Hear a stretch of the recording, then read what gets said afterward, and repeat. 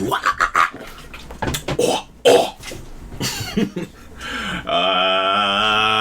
back, as always, reviewing another episode of Goosebumps and a corresponding book. My name is Aaron Eads, and with me, as always, is my wonderful co-host, Sherwood James. Together, King of Games. We are the Gooseboyz, and this is the Gooseboyz podcast. Today, do you know what episode we're talking about today? Welcome to the nightmare? No, wait, you're gonna regret the nightmare. Welcome to Camp Nightmare, dumbass! Welcome to Camp Nightmare, that's it. We just watched the episodes and read the book today. How did you forget? Well, the episode was so different. It really wasn't that different. They, cut it down a lot. They cut it down a bit. But, so... Compared to the book. Okay, yeah, well, the book is 70 pages, and... Well, it was not cut down. He kind of droned on about... It droned on a little bit. Still interesting stuff. Oh, yeah, really solid children's horror literature. So... Billy is on the bus to Camp Night Moon, talking to this badass Mike and feeling homesick. Immediately makes me think of werewolves. A little bit. People gonna be turning into werewolves at this camp? This is a camp. Welcome to Camp Nightmare. There's a kid named Colin, and he's the coolest kid. He's got, silver sunglasses and a red bandana. On the episode, it was blue, purple. I don't think he really wore it a lot. Don't know how they fucked that up. No, wait, Colin? Colin. In the episode, they were not silver sunglasses. They were not silver. They were black plastic shitty things and a purple headband. Don't know how you messed that up.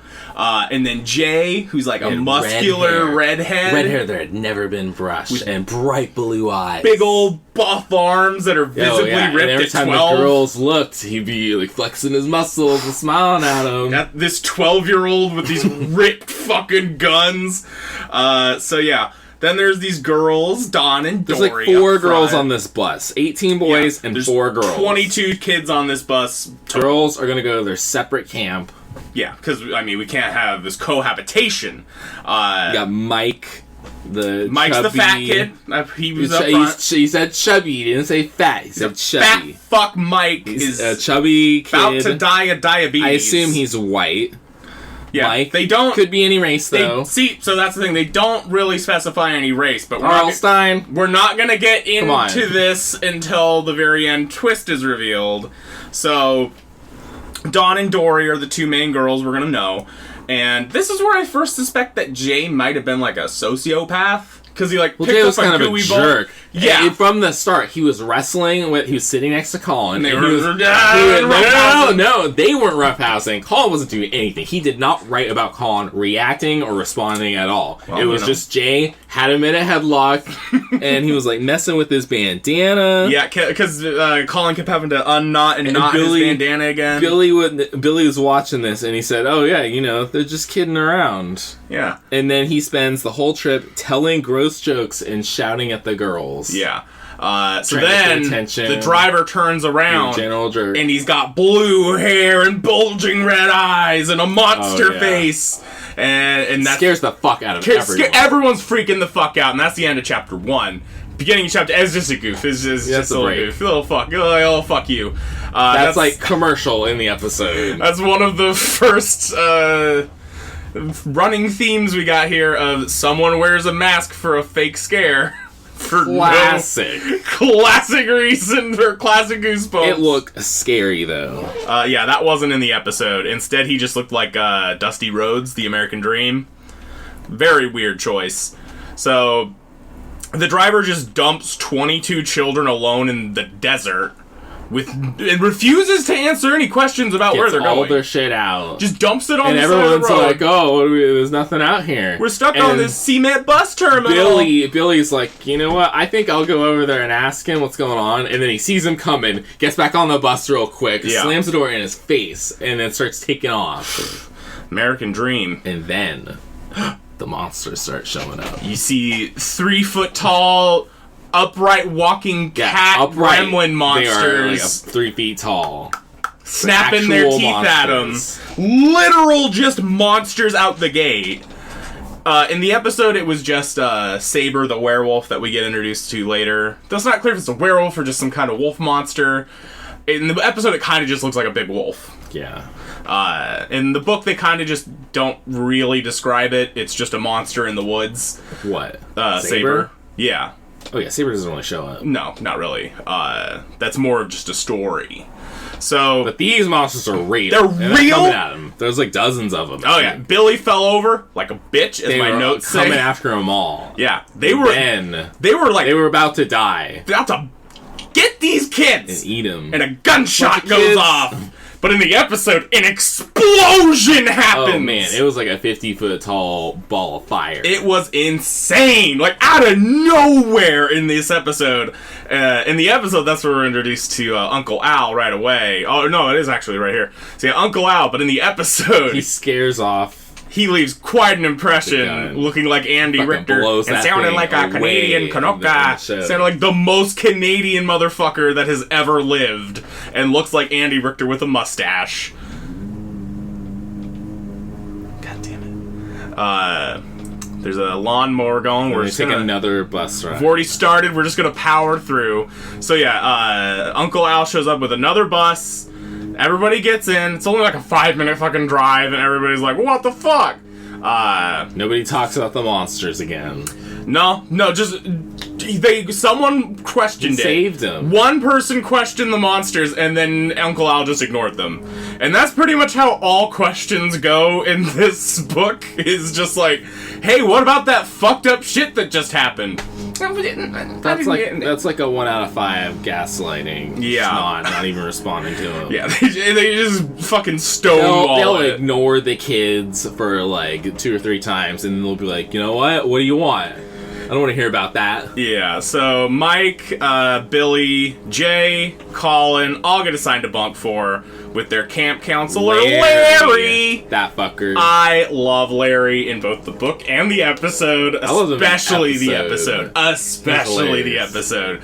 That actor deserved a fucking award. He didn't care about those kids. His face is fucking hilarious. I might put in some images of him just because it won't be on like any audio version. I don't know how we're going to be uploading this, whatever. So Mike gets bit by a snake. Oh yeah, so yeah, they go in their thing and Mike does a scream and there's snakes in my bed. And then Jay's like, oh, whatever, there's a bunch of snakes. Go get in there and get him. Yeah, so this is... pushes him in there. Jay might be a sociopath number 2. No big deal. Mike gets bit and he's all bleeding fucking everywhere. Bites his hand. And Jay apologizes and he was shook. Like, whoa, I didn't think that was gonna happen. Yeah, he dumbass. He genuinely felt bad. He's just a fucking idiot. Acting like he felt bad. I think he did feel bad. See, because he didn't really act like a psycho after that. He kind of gave people more space and wasn't as roughhousing. Really happened. Whatever.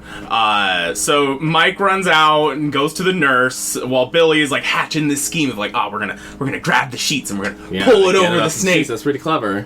So they get the snake all there and they Jake the Snake Roberts it out to the woods. Bags. And then Larry gets back. He's like, the fuck are you doing throwing out these good clean sheets? And they're like, it's a fucking snake, man. What are you gonna do?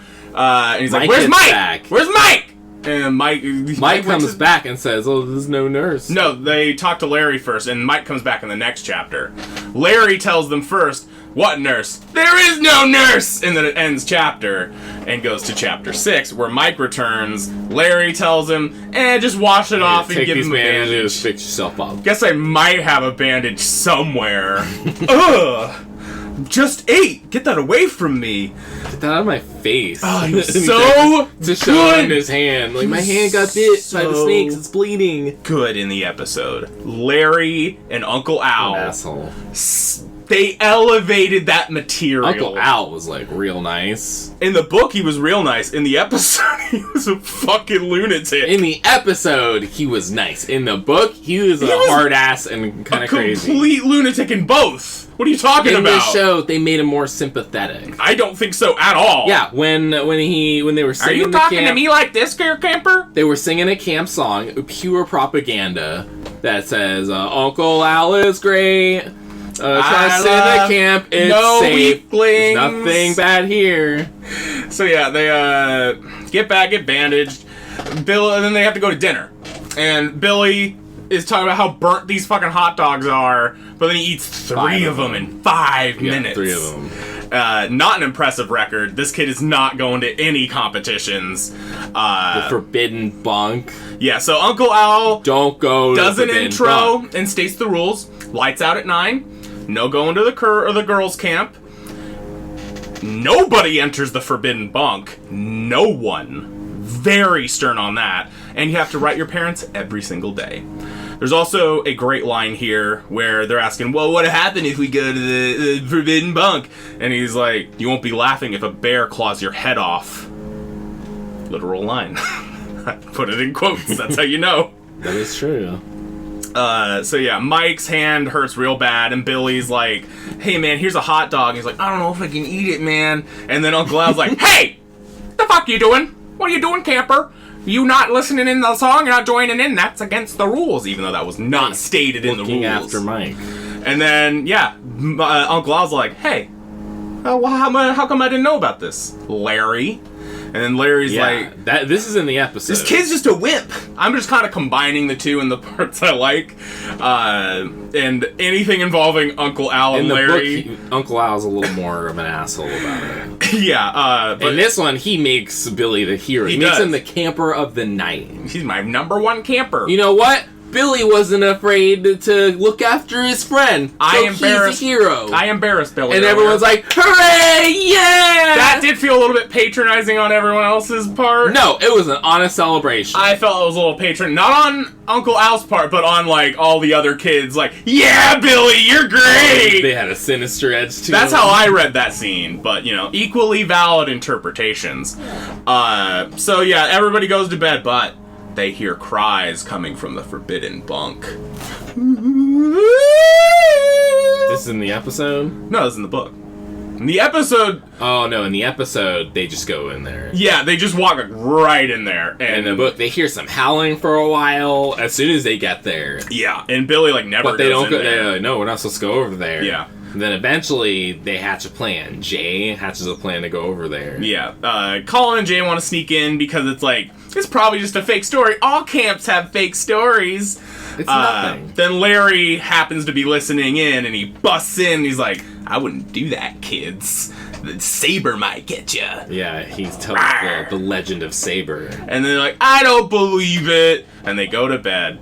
And he eats a camper every night, even though, like, he doesn't. And apparently last year they only lost 2 kids. So that's just a myth to explain why. Can't be a very good someone monster. might be disappearing. So next morning, they get up, they eat breakfast. Split into 2 groups. One goes to the river for swimming, and one goes to play the classic American game, Scratch Ball. Is this American? I can't answer that because that might be stated as taking place in America. No. Okay, let's just go forward. There's a classic game played all over the globe.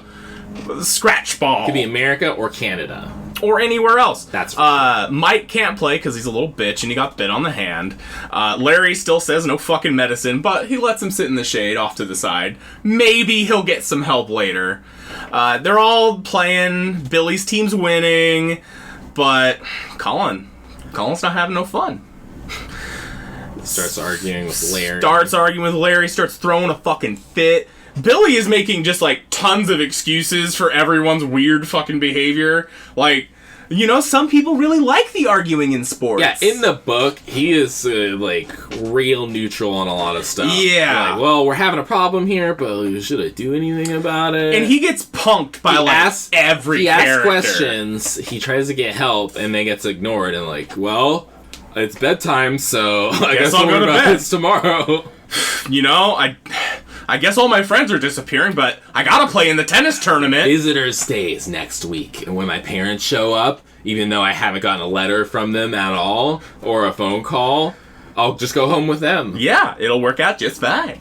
And anyways, Larry throws the baseball. Yeah, so after they argue, Colin's like running away. Oh, yeah, by the way, There are so many fucking names in this episode. There's like 4 or 5 names. No! There's so... Billy's the main guy. Billy, Jay, Mike, Colin, Don, Dory, Larry, Uncle Al, Derek, Frank, the girls. Tommy! There's like little groups of Chris! the enemies. There are so many names! Uncle Larry is the main villain. Uncle Al and Larry. Uncle Al is the main. Whoa, am I running a podcast? There's a lot of names. Alright, give me a break. You just said the word! Al, and then his assistant Larry. There are like 13 names to keep, like, that routinely come up. Girls are on the other camp. You only really know 2 of the girls. They said the other names, but Dawn and Dory are the only ones that matter. Anyway, yeah, Colin and Larry are arguing, and Larry throws a baseball with a sinister, angry look on his face. When he goes to throw it, his face like tightens up, and he gets a demonic look in his eye. I don't know. And throws it with the speed of like a monster. I don't know if that was said. He just said he looked angry and threw it harder than he'd ever seen. Like rage. I don't know about demonic or superpower. In the show, he just kind of sneered. Yeah, oh man, that shot is my favorite.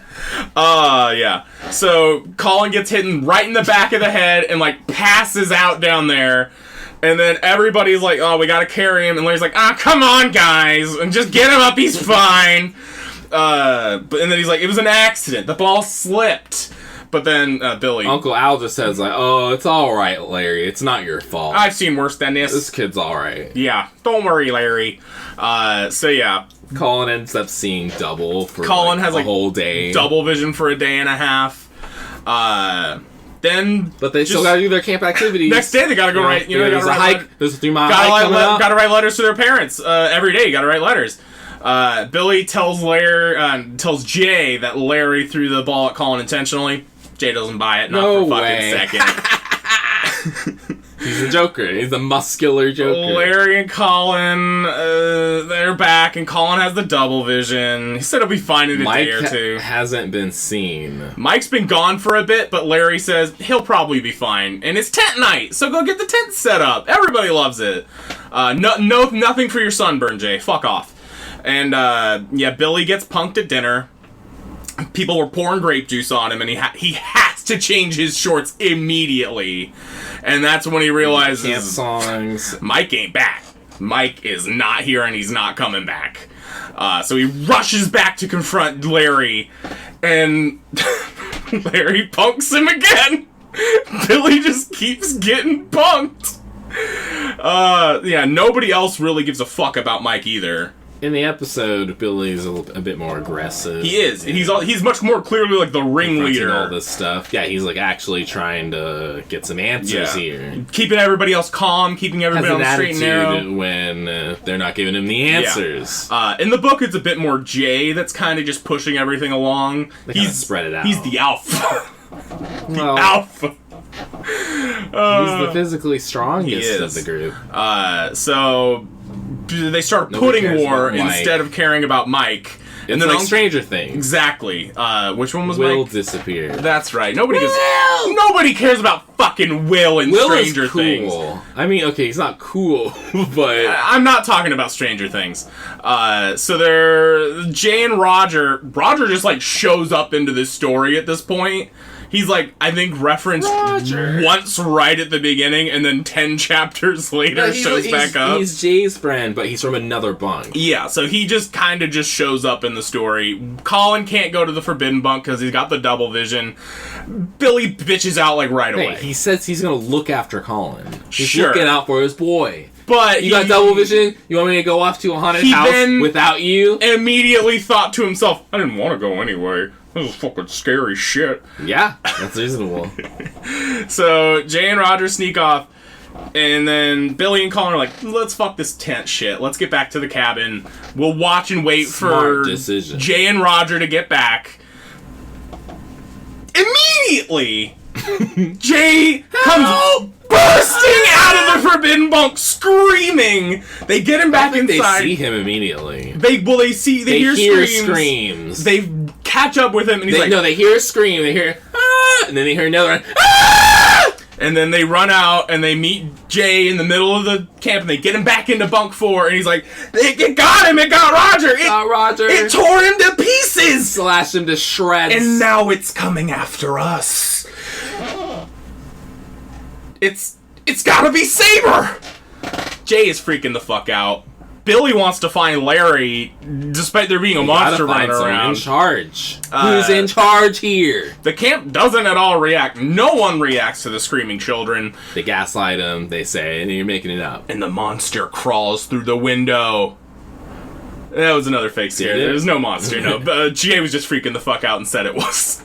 Larry never shows back up by the next morning. Jay saw it, and then he kept freaking out the whole night. Yeah. Larry never shows back up, and Billy takes the first watch and then falls asleep, and everybody wakes up, and it's the morning. Shit, what happens next?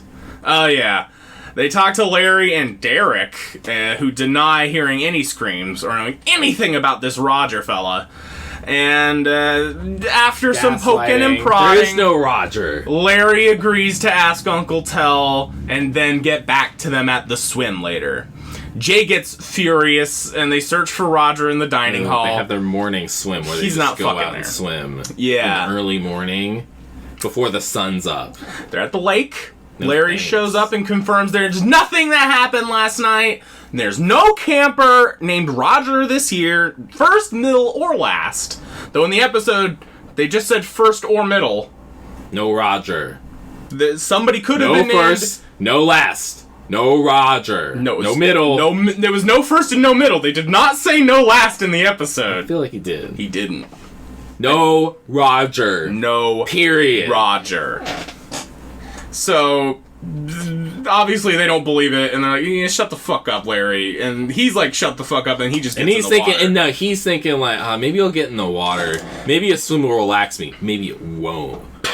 And then, blam! Someone grabs his eyes so he can't see. It's Dawn and Dory from the girls' camp. They swam over early in the morning to talk to Billy specifically for some reason. The lake. And they were specifically prohibited from doing this. But things are weird in the camp. What's their camp? Camp Night Moon. I thought that was this camp. The girls' camp is also Camp Night Moon. There's just boys and girls segments. Girls division.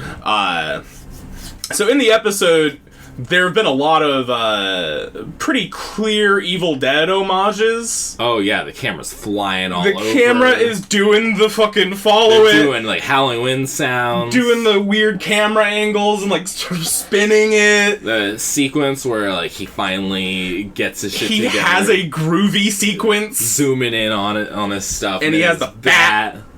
That's when he's ready to solve this shit. No more bullshit. But we're not there yet.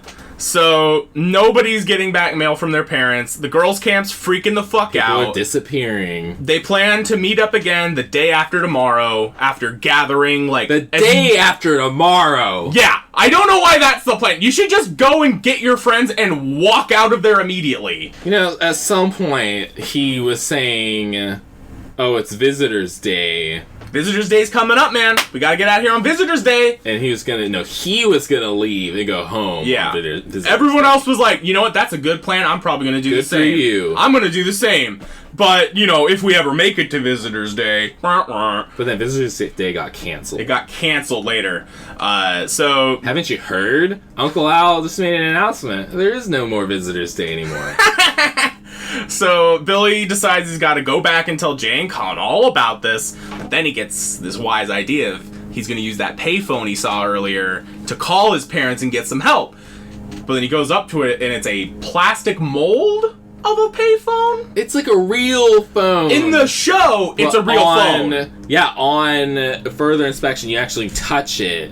It's just shaped like a phone. Yeah, and in the episode, it was like a real broken like a payphone. Good plastic mold. But the episode was just like a piece of molded plastic for some reason. That just seems more roundabout than finding a broken payphone. But what am I to know? Uncle Al, he bumps into him and he's like, haha, somebody put it up as a hilarious prank.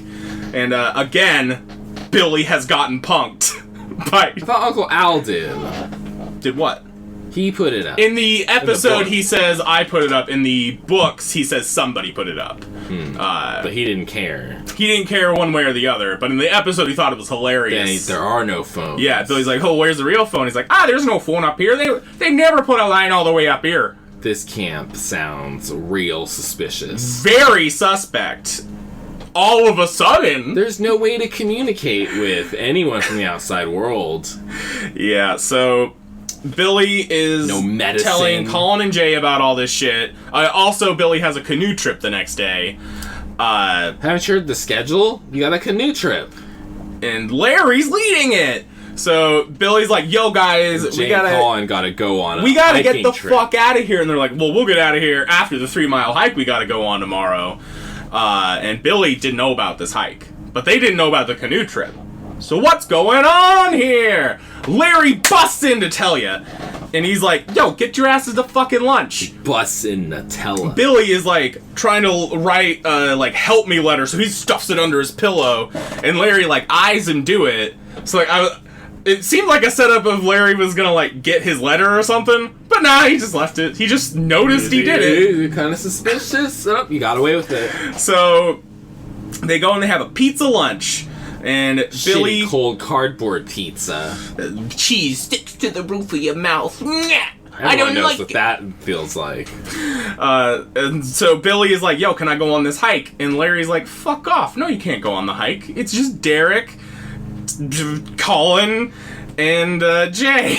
Again, there are so many names in this episode. They're going on a hike. You're going on the canoe trip. Tomorrow with Larry. So Billy's just waiting the fuck around for them to come back. Hours pass and they never return. Doesn't he go? No, he meets his new roommates. No, that's not yet. That's later. I have a detailed list of everything that happened here. If that had happened, I would have seen it. So he wakes up the next day and Larry comes in and is like, hey, guess what? You got to play in the tennis tournament, Billy. And Billy...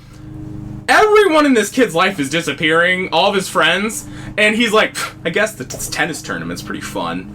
Got pretty into it, worked up quite a sweat. Figured I needed to swim to cool down. Beat some random kid. He beat a little kid and then got beat in a long-fought match with a blonde boy. Still waiting for Colin and Jay to return from their hike. He figures, I'll finish and send that letter to my parents. That's when he goes to the office and no one's there. But then he sees the mailbag, and he's like, oh, well, I'll just put my letter in there, get it sent right out. But then he notices that fucking bag, that bitch is stuffed, like a Thanksgiving turkey. And he pulls out all the letters that he's been writing, that his friends have been writing. None of them have been sent. None of them. Well, how long? A week! At least a week. It's at least 1 week. I don't know how much more after that it goes. The time gets a bit weird near the end. It was suspicious from day one. So, at dinner, Jay and Colin still hadn't gotten back. Frank, the guy that led him, also wasn't gone. Larry's just like, also fuck off, was Billy. Gone? He was also gone, yes, with Colin and Jay. Billy's like... Nobody cares. Come on, man! And Larry says, fuck trip. off. We gotta go on the canoe trip, Billy! So Billy then heads back to Bunk 4, where he meets 2 new roommates, Tommy and Chris, who've moved in. Whoa, where's Mike? Where's Jay? Where's Colin and Jay? And they're like, there were nobody here. They said his place was empty. Like, well, what did you do with this shit? Huh? And the new kids are like, there wasn't enough shit to get rid of. The top 2 drawers are empty. And Visitor's Day was canceled! It's like they said before at the beginning of the book, when they were brought in there. Yeah. Larry said, oh, you can take the top 2 drawers. The bottom 2 are stuck. Billy then, doesn't really sleep, and he goes looking for Larry, because this shit's fucked up. Larry says he doesn't know where they are, and asks Uncle Al. He'll ask Uncle Al after the canoe trip. They're on the canoe trip with Tommy and Chris, and... for some reason, on the rapids, Larry decides to stand up. Oh, hey, look at those fish. Lean forward over the boat and point at the fish where he falls in. Billy, for some reason, decides to dive in after him. Yeah, that's the nice thing. Into the rapids of the river. It didn't sound that rapid. It was still the rapids. Yeah. You don't want to dive in rapids. there. You also rarely want to dive in after someone, because it's very hard to save them from underwater. I wouldn't want to get in any river, really. Nuh-uh. I ain't going near the fucking water. That shit's deadly. So Billy fails to find him, and then he gets a cramp in his leg, and it's sending pain all over his body. And then Out of nowhere. Larry just rolls up, seemingly dead. Dead, yeah. Isn't he face down? Yeah, floating face down. But, he ain't dead. Billy, he's just okay, and Billy's like, hey, you okay, man? Yeah, he's fine. If you float face up, you could, spit out all the water and just live. I don't know, I'm not a medicine man. But I can say for a fact that water can kill you. 3 centimeters. 3 centimeters of water? Yeah, you could, drown in a tub. What? So anyway, they have to hike 3 miles back to camp in the mud as the other 2 kids just fucking went forward because they couldn't stop it on the rapids. Larry's life. And Larry is like, this is the most human moment of Larry in the book where Billy is like, man, it's been a fucked up week. And Larry's like, it's been pretty weird. And that's about it. That is the most anyone gives Billy in this entire book. He says, it has been strange. Yeah, it's been weird. So they finally get back, and Uncle Al's like, hey, where you been? And they're like, yeah, fucking, he fell out. He saved my life. Those other 2 kids are gone. And then Uncle Al's like, where's my fucking canoe?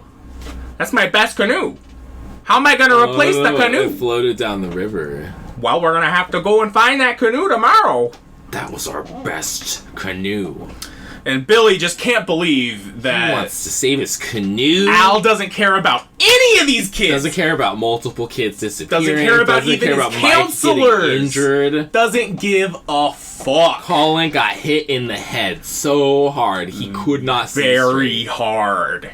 That is abuse. Billy then, you gotta go to bed. Lights out at 9. Wakes up in the middle of the night by Larry busting in saying, we're going on a special hike. Oh my god. Led by Uncle Al with the rest of the camp. And Uncle Al was in full military dress, aviator shades and all. Camouflage. Camo, holding a rifle as they wander through the woods. Like the rifle he used to shoot at those monsters. Exactly. At those unexplained monsters that never come up again. He scared him away. So Billy is he's looking around the woods like, shit, I gotta get out of here. I can get out of here in 10 seconds and I'll be in the woods. He is counting it down to the second. Calculating everything. 10 seconds. But then he notices Al's looking right at him. But he's not. He's actually looking right by him. He had his legs tensed. His muscles were ready to take off. And then he saw it. And Al pulls out a bunch of bags of rifles. And he's like, every kid gets a rifle. And then Billy's like, what the fuck? Are we gonna kill her? Are we gonna kill these girls that disappeared? Because that's what they gotta do. They gotta hunt down these girls that escaped. There are 2 girls from the next camp who have escaped. Girls Camp Night Moon. We have to stop them. And Billy's like, I don't want to do that. And then he gives him a gun. And he's like, you do it, Billy. Everyone gets guns. Everybody gets a gun. And then he's like, are you going to disobey my orders? And he's like, yes, I am. And he shoots him with the tranq dart. Because they were all just... he gets up in his fucking face. This grown man gets in this kid's face. He's screaming at him. He can smell his sour breath. But the kid pulls the trigger. And he's like, no, I'm not going to do it. And he's like, wow, lunges at him. And then he pulls bang! So that brings us to the final chapter, where Uncle Al rears his head back in laughter.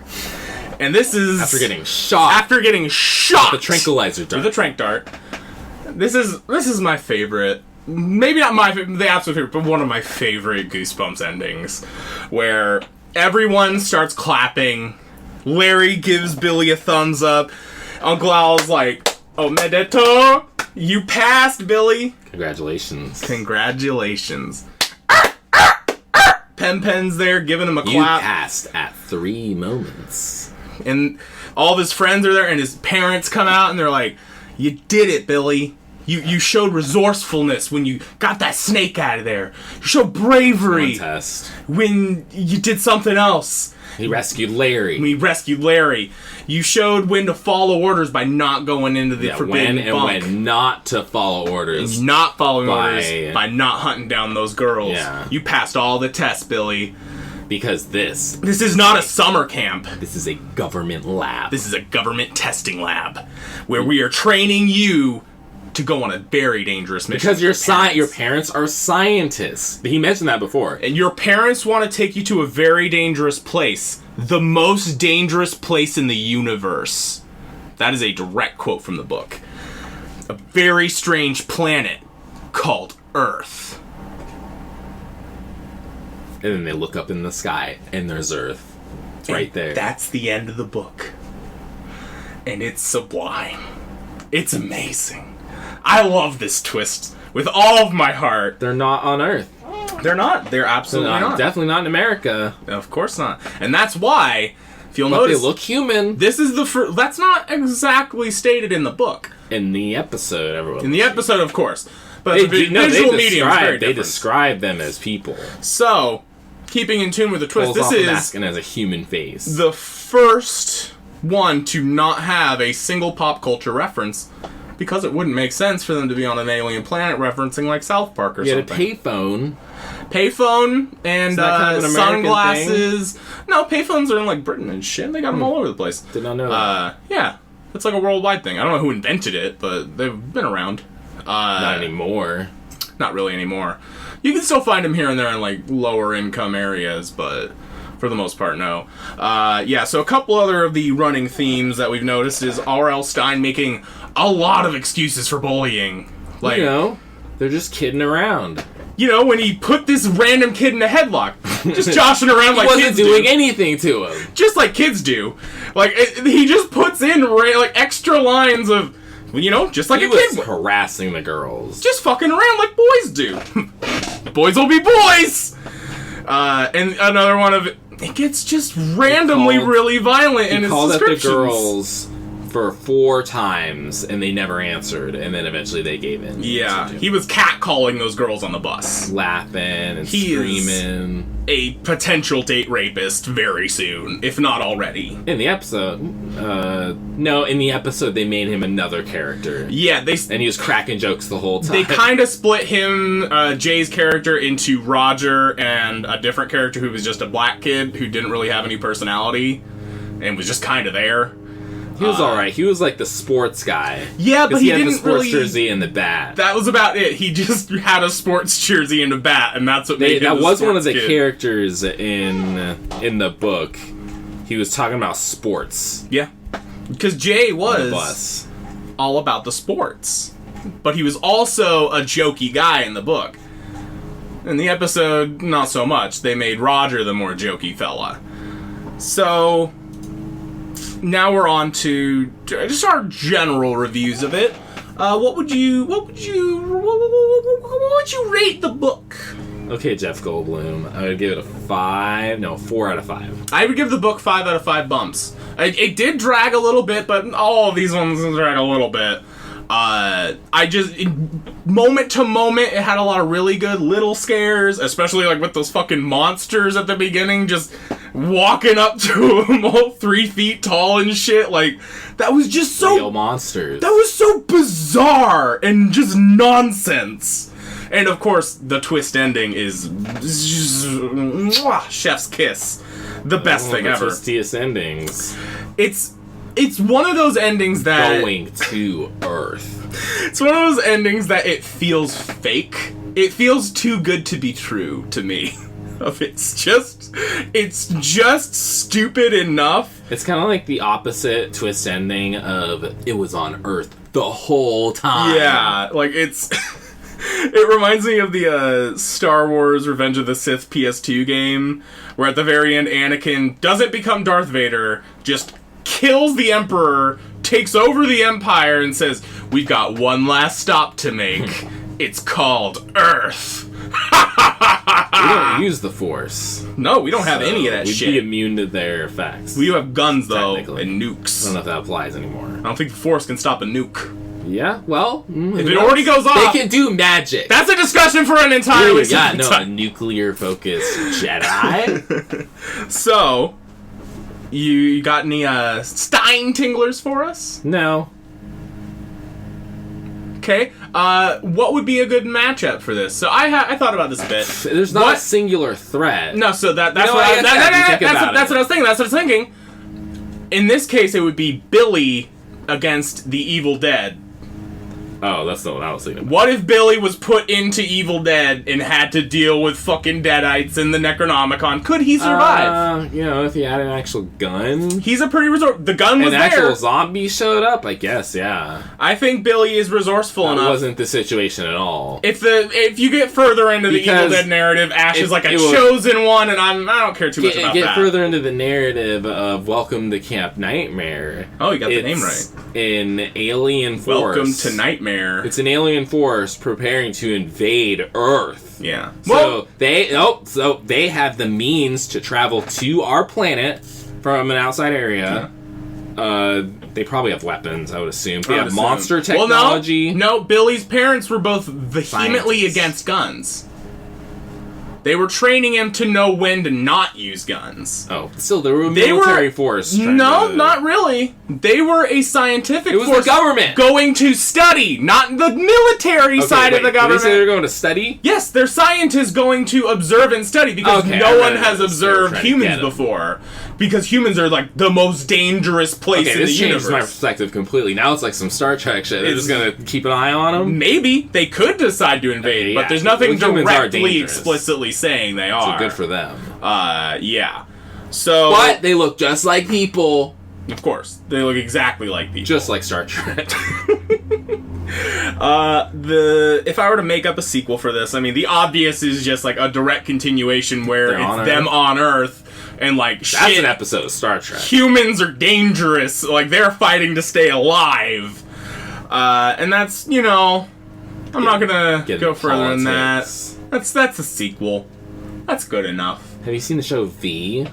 For Vendetta? No, that's a movie. I don't think they made a show out of that. No, they didn't. No, they probably will at some point. V is about alien invasion. And they show up and they look like people, and they take off their face, and the reptile who was aliens. In that? There was one actress that was in that I know. Oh, fuck. Anna Vandervoot Was it Fringe Lady? No. No, she was in Mindhunter. The main lady in V is like, she's really slender, and her neck is I know who she looks like. She looks weird. That's like the only thing I know about that show. I'm not saying she doesn't look good. I'm just saying she looks peculiar compared to a normal person. That's why she got that job. She looks fairly alien. Yeah. These are aliens in Camp Nightmare. Yeah. They just happen to be identical to humans in every single way. Externally. We don't know what their insides look like. Don't know what their blood is. They didn't say red blood at any point. They just said blood. Yeah, I guess that's gonna do it. We've kind of gone through everything. Got any final words on Welcome to Camp Nightmare? Oh, we didn't rate the episode compared to the book. I'd give it a 5 out of 5. Yeah, I'd give it a 5. Episodes, I was questioning at the beginning, like, wow, this is when you said this is a 2-parter. Oh yeah, we didn't mention that the episode's a 2-parter. I was thinking initially, like, why is it 2 parts? How can it be so long? But in the book, a lot of stuff did happen. Yeah.